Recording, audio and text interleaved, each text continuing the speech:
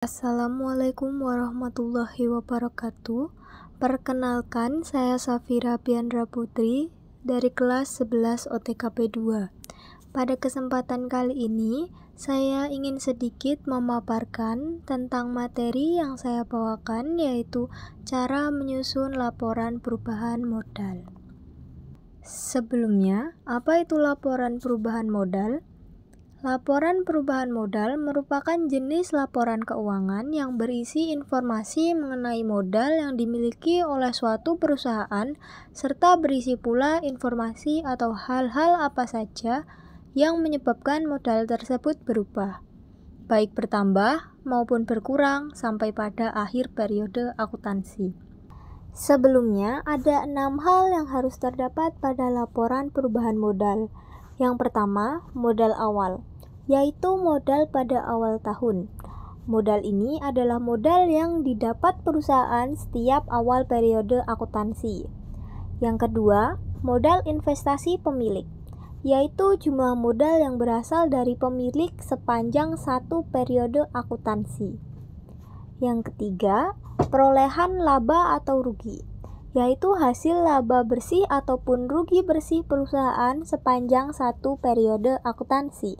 Yang keempat, pengambilan pribadi, yaitu pengambilan uang untuk kepentingan pribadi oleh pemilik perusahaan sepanjang satu periode akuntansi.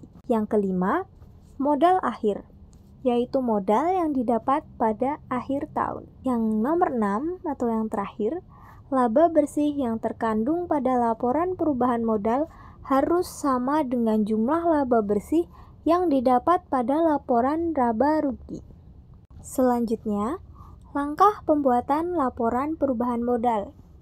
Pertama, tulislah nama perusahaan dengan frasa laporan perubahan modal dan periode laporan.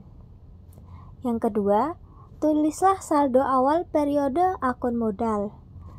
Nilai rupiah diperoleh dari saldo awal periode akun modal.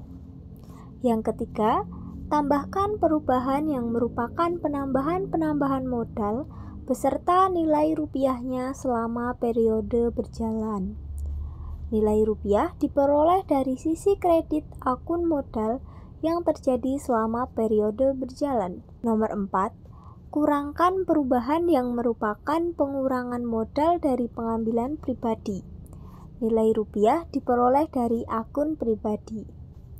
Nomor 5, tambahkan atau kurangkan modal dari laba rugi selama satu periode yang dihasilkan perusahaan.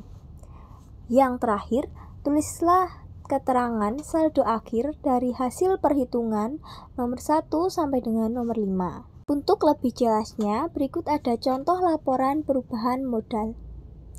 Modal awal pemilik Biro Perjalanan Travelpedia adalah 80 juta rupiah. Selama periode berjalan, pemilik menambahkan investasi sebesar 100 juta rupiah. Pemilik juga menarik dana untuk keperluan pribadi senilai 50 juta rupiah. Dan laba bersih yang terhitung dalam satu periode tersebut adalah sebesar Rp55.550.000. Untuk menghitung laba bersih sendiri dapat digunakan cara total pendapatan dikurangi total pengeluaran atau dengan laba kotor dikurangi beban. Selanjutnya, berikut adalah laporan perubahan modal dari keterangan sebelumnya. Di atas sendiri ada judul yaitu Biro Perjalanan Travelpedia Laporan Perubahan Modal untuk periode yang berakhir pada 31 Januari 2019. Tercantum bahwa ada modal dengan sebesar 80 juta rupiah, ditulis di bagian kanan. Lalu ada tambahan investasi selama periode berjalan, ditulis di sebelah kiri. Laba bersih selama periode berjalan, ditulis sebelah kiri.